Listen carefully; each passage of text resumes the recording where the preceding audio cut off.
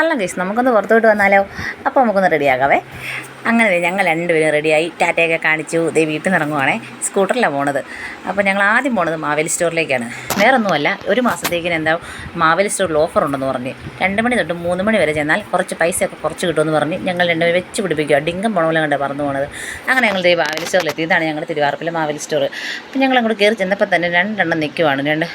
കുട്ടൂസിനും ഡാഗിനും നിൽക്കുന്നവർ 2 എണ്ണം നിൽപ്പുണ്ട് സൈഡിലെ. വേറെ ആരുമല്ല, ഞങ്ങൾ എൻ്റെ നാത്തൂന്മാരാണ് കേട്ടോ. ഒരുത്തിയാണെങ്കിൽ ക്യാമറ കണ്ടപ്പോഴേ കണ്ടുപൊത്തിയിരിക്കുക. അത് കഴിഞ്ഞ് അവൾമാരായിട്ട് കുറച്ച് നേരം വർത്തമാനമൊക്കെ പറഞ്ഞിട്ട് അകത്ത് കയറി സാധനമൊക്കെ എടുത്ത്. വലിയ സ്കൂളിൽ പറയത്തക്ക സാധനങ്ങളൊന്നും ഇല്ലായിരുന്നു. പിന്നെ ഓഫർ ആയ കാരണം തീരെ ആളില്ലായിരുന്നു. അങ്ങനെ ഞങ്ങൾ 3 മണിയായപ്പോഴേക്കും കറക്റ്റ് ഞങ്ങൾ ബില്ലടിച്ച്. ഞാൻ വിചാരിച്ച് ഞങ്ങൾക്ക് ഓഫർ കിട്ടത്തില്ലായിരിക്കുമെന്ന്. എന്തായാലും അത് കാരണം ഞങ്ങൾ ബില്ലൊക്കെ അടിച്ചിട്ട് ഞങ്ങൾ നേരെ അവിടെ ഒരു കോഴിക്കട ചെന്ന് ബിരിയാണിക്കുള്ള സാധനവും ചിക്കനും ഒക്കെ വാങ്ങിച്ച്. ഇന്ന് രാവിലെ എഴുന്നേറ്റപ്പോൾ എൻ്റെ കെട്ടിയവൻ പറഞ്ഞ് നമുക്ക് ഇന്നൊരു ബിരിയാണി ഉണ്ടാക്കാമെന്ന്. അങ്ങനെ ഞങ്ങൾ സാധനമൊക്കെ മേടിച്ചിട്ട് നേരെ അംഗനവാടി വന്ന് തുമ്പിച്ചനെയും കൂട്ടി 3 മണി 3:30 ആയിരുന്നു കേട്ടോ.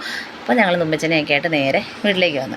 പുള്ളിക്കാർ തന്നെയാണ് കേട്ടോ ചെരുപ്പിടുന്നതും ബാഗ് എടുക്കുന്നതും ഒക്കെ. കുറച്ച് ദിവസം കൂടിയാണ് അംഗനവാടിയിൽ വന്നത്. എൻ്റെ വീട്ടിലായിരുന്നു. അത് കാരണം രാവിലെ വരാൻ ഭയങ്കര മടിയായിരുന്നെങ്കിലും വൈകുന്നേരം ചെന്നപ്പോൾ പുള്ളി ഭയങ്കര ഹാപ്പിയായിരുന്നു. വന്നപ്പോഴേ ബാഗൊക്കെ താഴെ വെച്ച് ടിഫിൻ ബോക്സും വാട്ടർ ബോട്ടിലും എല്ലാം എടുക്കുക. അപ്പം ഞാൻ വിചാരിച്ചു, ദൈവമേ എന്നാ പറ്റി, എന്നെ കൊച്ച് ഇത്ര പെട്ടെന്ന് നല്ല ശീലമൊക്കെ പഠിച്ചോ എന്ന് വിചാരിച്ച്. പക്ഷേ വേറെ ഒന്നും അല്ലായിരുന്നു കാര്യം. പുള്ളിക്കാരത്തേക്ക് ഇന്ന് ഉപ്പുമാവ് കിട്ടി. അത് ഞാൻ അറിഞ്ഞില്ല. ഞങ്ങൾക്ക് ഇന്ന് ആദ്യമായിട്ടാണ് കിട്ടുന്നത് കേട്ടോ. അത് കാരണം ആ ഒരു സന്തോഷത്തിൽ കാണിക്കാൻ തുറന്നപ്പോഴേ പകുതിയും ആ സെറ്റിൽ തന്നെ വീണ്. പിന്നെ ബാക്കിയുള്ളതൊക്കെ പുള്ളി തന്നെ തട്ടിപ്പൊത്തിയൊക്കെ എടുത്ത് ആദ്യം കൊണ്ട് അവിടെ അച്ചച്ചനും കൊണ്ട് കൊടുത്തു കേട്ടോ.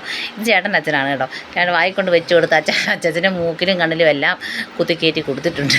അത് കഴിഞ്ഞ് പിന്നെ അച്ചയ്ക്ക് കൊണ്ട് കൊടുത്ത് എനിക്കും കൊണ്ട് ശാലം കൊണ്ട് തന്നു. എനിക്ക് വലിയ താല്പര്യമില്ല, ഇത് എനിക്കിഷ്ടമില്ലാത്ത സാധനമാണ്. പിന്നെ അവൾ കൊണ്ട് തന്നത് കാരണം ഞാൻ കുറച്ചൊന്ന് ടേസ്റ്റ് ചെയ്ത് നോക്കി. അത് കഴിഞ്ഞ് ചായ കൂടിയൊക്കെ കഴിഞ്ഞ് തുമ്പിച്ചനെ കുളിപ്പിച്ച് ബിരിയാണി വെക്കാനുള്ളതിലേക്ക് കടന്ന്. സവോളയൊക്കെ ഞാൻ സൈറ്റ് അടിച്ചുകൊണ്ടെന്ന് അറിയുന്നത് ഭയങ്കര ഒടുക്കത്ത് നീറ്റിലായിരുന്നു.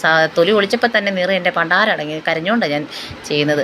അതിൻ്റെ ഇടയ്ക്ക് എൻ്റെ ഒരു അംഗത്തി വിളിച്ച് തുകന്യ അവളായിട്ട് പിന്നെ കുറച്ച് നേരം കത്തിയൊക്കെ വെച്ച് പണിയൊക്കെ ചെയ്തു. അത് കഴിഞ്ഞപ്പോൾ എൻ്റെ അടിമക്കണ്ണ് അഭിനന്ദ വന്നു. അവൻ വന്ന് പിന്നെ അരി കഴുകി തരാമെന്ന് പറഞ്ഞു. അവൻ വന്ന് അരിയൊക്കെ കഴുകി തന്ന്. അങ്ങനെ പിന്നെ ഞാൻ അപ്പോഴേക്കും ചിക്കൻ കറിയുടെ ഇൻഗ്രീഡിയൻസും സാധനങ്ങളും ഒക്കെ ആയിട്ട് അങ്ങ് കയറി. അങ്ങനെ കറിയൊക്കെ റെഡിയായി. ഞങ്ങളിതേ റൈസൊക്കെ സെറ്റായി കഴിഞ്ഞ് ഇത് ദം ചെയ്യാൻ വെക്കുവാണ് കേട്ടോ. ദം ചെയ്തുകൊണ്ടിരുന്നപ്പോഴത്തേക്കിനും ഓർക്കും, ദൈവമേ നാരങ്ങാച്ചാർ മേടിച്ചില്ലല്ലോ. പിന്നെ ഞങ്ങൾ കടയിൽ പോയി നാരങ്ങാച്ചാറൊക്കെ മേടിച്ചിരുന്നപ്പോഴത്തേക്കും ഞങ്ങളുടെ ദം വെച്ചതൊക്കെ സെറ്റായി. എന്നിട്ട് ഞങ്ങൾ ആദ്യം എടുത്ത് നമ്മുടെ അപ്പുറത്ത് 2 പിള്ളേരുണ്ട് കേട്ടോ, അയിനും അയിവിനും. അപ്പോൾ ഞങ്ങൾ ഇതുപോലെ എന്തെങ്കിലും സ്പെഷ്യലൊക്കെ ഉണ്ടാക്കുമ്പോൾ അവർക്ക് കൊടുക്കുവേ. അവരെന്തെങ്കിലും ഉണ്ടെങ്കിൽ ഞങ്ങൾക്കും തരും കേട്ടോ. അങ്ങനെ ഞങ്ങളൊരു കൊടുക്കൽ വാങ്ങൽ ബന്ധമാണ് കണ്ടോ, അപ്പുറത്ത് ഇപ്പുറത്ത് നിൽക്കുന്നത്. ഇവരാണ് ഞങ്ങളുടെ പിള്ളേർ. അത് കഴിഞ്ഞപ്പോൾ തുമ്പിച്ചിന് വേണമെന്നും പറഞ്ഞ് തുമ്പിച്ചിനായിട്ട് ഞാൻ കഴിക്കാനായിട്ടിരുന്ന്. പുള്ളിക്കാരത്തി എന്നെ വട്ട് കളിപ്പിക്കുമായിരുന്നു. റൈസ് കൊടുക്കുമ്പോൾ ചിക്കൻ മതി എന്ന് പറയും, ചിക്കൻ കൊടുക്കുമ്പോൾ റൈസ് മതി എന്ന് പറയും. അത് കഴിയുമ്പോഴത്തേക്കിനും കുറച്ചെങ്ങാണ്ട് കഴിച്ചിട്ടൊക്കെ സൂപ്പറാന്നൊക്കെ കൈകൊണ്ടൊക്കെ കാണിച്ച്. പിന്നെ ഞങ്ങളെല്ലാവരും കൂടി ഇരുന്ന് ഭക്ഷണം കഴിച്ച്. ചേട്ടന്മാരുടെ പിള്ളേരൊക്കെ വന്നു. ഒരു തിങ്ങളുണ്ട് കേട്ടോ, അവൾക്ക് പനിയായ കാരണം വന്നില്ല.